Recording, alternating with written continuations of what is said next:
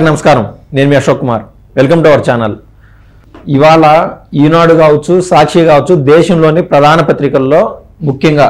సుప్రీంకోర్టుకి సంబంధించిన ఒక కీలక తీర్పు ప్రచురణ చేయబడింది అసలు ఈ విషయం దేనిపైన అనేది ఒకసారి సూక్ష్మంగా చూద్దాం వర్ణించడం కాదు వివరించడమే లక్ష్యంగా మీ ముందుకు వచ్చాను రిజర్వేషన్ల కోసం హిందువులనంటే అనుమతించం ఇది రాజ్యాంగాన్ని మోసం చేయడమే రిజర్వేషన్ల స్ఫూర్తికే విరుద్ధం సుప్రీంకోర్టు కీలక తీర్పు ఎస్సీ ధ్రువపత్రం కోసం క్రైస్తవ పిటిషనర్ దాఖలు చేసిన వ్యాజ్యం కొట్టివేత ఈ ఆఖరి సెంటెన్స్ ఏదైతే ఉండదో ఎవరో ఒక పిటిషనర్ ఆల్రెడీ క్రైస్తవ మతం అయితే తీసుకున్నాడు క్రైస్తవ మతం తీసుకొని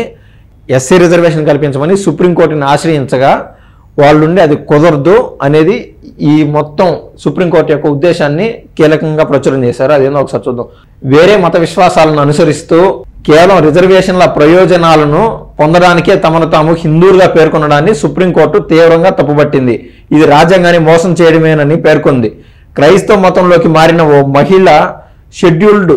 కుల అంటే ఎస్సీ ధృవీకరణ పత్రాన్ని నిరాకరిస్తూ మద్రాసు హైకోర్టు తీసుకున్న నిర్ణయాన్ని సమర్థించింది కేవలం ఉద్యోగ ప్రయోజనాల కోసం ఆ మహిళ తాను హిందువునని పేర్కొనడాన్ని జస్టిస్ పంకజ్ ముక్తుల్ జస్టిస్ ఆర్ మహదేవన్ల ధర్మాసనం 21 పేజీల తీర్పులో తప్పుపట్టింది ఇంకో కీలక అంశాన్ని కూడా తీర్పులో ప్రస్తావించింది వేరే మతంలోకి మారాలనుకునేవారు ఆ మతానికి చెందిన సిద్ధాంతాలను సూత్రాలను ఆధ్యాత్మిక ఆలోచనలను సంపూర్ణంగా విశ్వసించడం కీలకమని స్పష్టం చేసింది మారే మతంపై ఎలాంటి విశ్వాసం లేకుండా మత మార్పిడి ఉద్దేశం కేవలం రిజర్వేషన్ల ప్రయోజనాల కోసం అయితే అనుమతించం అలాంటి ఉద్దేశాలు ఉన్నవారికి రిజర్వేషన్ల ప్రయోజనాలు కల్పిస్తే అది రిజర్వేషన్ల స్ఫూర్తికే విరుద్ధం అని తీర్పు రాసిన జస్టిస్ ఆర్ మహదేవన్ పేర్కొన్నారు ఇక్కడ కీలకంగా ఏం చెప్తున్నారంటే ఎవరైతే ఒక మతంలో ఉంటారో కానీ ఆ మతాన్ని కేవలం ఒక ఉద్యోగాల కోసమో రిజర్వేషన్ కోసమో వాడుకొని కానీ వేరే మతాలను ఆచరిస్తూ వేరే దేవుని కొలుస్తూ అట్లుంటే మొత్తం రాజ్యాంగ స్ఫూర్తికే విరుద్ధం అని ఏ మతంలో అయితే ఉంటారో ఆ మతానికి సంబంధించిన ఆచరణలు మాత్రమే ఆచరించాలని అలా ఉన్నప్పుడే దానికి సంబంధించిన రిజర్వేషన్ కలుగుతాయని సుప్రీంకోర్టు కీలకంగా ప్రస్తావించింది ఇంకేం రాసినా చూద్దాం తమకు సమర్పించిన సాక్ష్యాల ప్రకారం క్రైస్తవ మతాన్ని పిటిషనర్ అనుకరిస్తున్నారని క్రమం తప్పకుండా చర్చకు వెళ్తున్నారని విషయం నిర్ధారణ అయిందని ధర్మాసనం తెలిపింది ఉద్యోగం కోసం హిందువుని అనడం మోసమే క్రైస్తవ మతాన్ని అనుసరిస్తున్నానని ఆలయాలకు వెళ్తున్నట్లు పిటిషనర్ ప్రస్తావించారు కానీ తిరిగి హిందూ మతంలోకి చేరినట్లు ఎక్కడ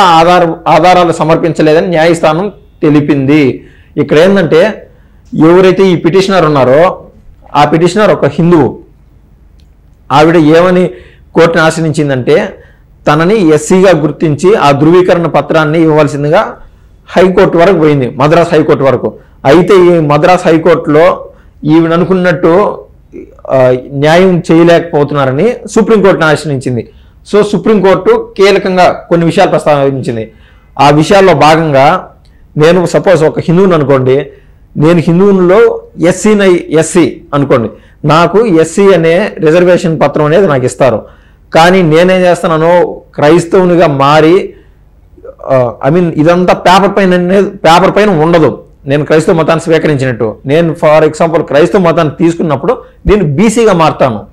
బీసీ కులస్తుని అవుతాను కానీ రిజర్వేషన్ల కోసం నాకు ఎస్సీ కులమే కావాలా నేను హిందువులని గుర్తించండి అనేది పేపర్ల పైన చూపించి అట్ ద సేమ్ టైం ఒక క్రైస్తవ మతాన్ని ఆచరిస్తూ ప్రతి వారం చర్చికి వెళ్తూ నా ఆచరణలన్నీ వేరే విధంగా ఉన్నాయి ఇలాంటప్పుడు కేవలం రిజర్వేషన్ కోసం ఇలా రాజ్యాంగ స్ఫూర్తిని తూట్లు పరచడం చాలా తప్పని చెప్పి సుప్రీంకోర్టు అయితే ప్రస్తావిస్తోంది స్థానిక యంత్రాంగానికి సమర్పించిన రికార్డుల ప్రకారం పిటిషనర్ క్రిస్టియన్ అని నిర్ధారణ అవుతుంది బాప్టిజం పొందారు క్రమం తప్పకుండా చర్చికి వెళ్తున్నారు అయినా ఆమె తాము హిందువునని ఉద్యోగం కోసం ఎస్సీ సామాజిక ధ్రువపత్రాన్ని కోరుతున్నారు ఈ ద్వంద్వ వైఖరిని ఆమోదించలేము బాప్టిజం పొందిన తర్వాత కూడా తనను హిందువుగా గుర్తించాలనడం సరికాదు అందువల్ల ఉద్యోగం కోసమే తాను హిందువునని చెబుతూ రిజర్వేషన్లు కోరుతున్న క్రిస్టియన్ పిటిషనర్కు షెడ్యూల్డ్ కుల ధృవీకరణ పత్రం ఇవ్వడం రిజర్వేషన్ల లక్ష్యాలను సామాజిక విలువలకు విరుద్ధం రాజ్యాంగాన్ని మోసం చేయడమే అవుతుంది పిటిషనర్ తాను ఎక్కడ హిందూ మతంలోకి చేరినట్లు ఆధారాలు సమర్పించలేదు ఇంకా ఏం రాస్తున్నారో ఒకసారి చూద్దాం ఆమె కులమైన వల్లువన్ సమూహ అంగీకారాన్ని పొందినట్లు కూడా దాఖలాలు లేవు అని తీర్పులో ధర్మాసనం స్పష్టం చేసింది. ఆవిడ కులం వల్లువన్ అనే కులం అంట. దానికి సంబంధించిన ఏదైతే ధృవీకరణ పత్రాలు ఉంటాయో, ఏది ఆవిడ క్రిస్టియన్గా అయితే మారినది, మళ్ళీ హిందూగా మారినట్లు ఈ వల్లువన్ అనే కులానికి సంబంధించిన ధృవీకరణ పత్రాలు కూడా సమర్పించినందున సుప్రీంకోర్టు ఆమె ఏదైతే సుప్రీంకోర్టులో దాఖలు చేసిందో ఆ వ్యాజ్యాన్ని పూర్తిగా కొట్టేసింది. ఈ కేసులో పిటిషనర్ సెల్వరాణి హిందూ తండ్రికి క్రిస్టియన్ తల్లికి జన్మించారు. 3 నెలల వయసులో బాప్టిజం పొందారు. 2015లో ఓ ప్రభుత్వ ఉద్యోగం కోసం తాను హిందువునని తన తండ్రి ఎస్సీ కులానికి, అదే వల్లువన్ అనేది ఎస్సీ కులం అంట, చెందిన వ్యక్తి అని పేర్కొంటూ ఎస్సీ ధృవీకరణ పత్రం కోసం దరఖాస్తు చేశారు. దీనిపై విచారణ జరిపి స్థానిక యంత్రాంగం ఆమె దరఖాస్తు తిరస్కరించింది. దీనిని ఆమె మద్రాసు హైకోర్టులో సవాలు చేశారు. తీర్పు ప్రతికూలంగా రావడంతో సుప్రీంకోర్టును ఆశ్రయించారు. అలా సుప్రీంకోర్టు వరకు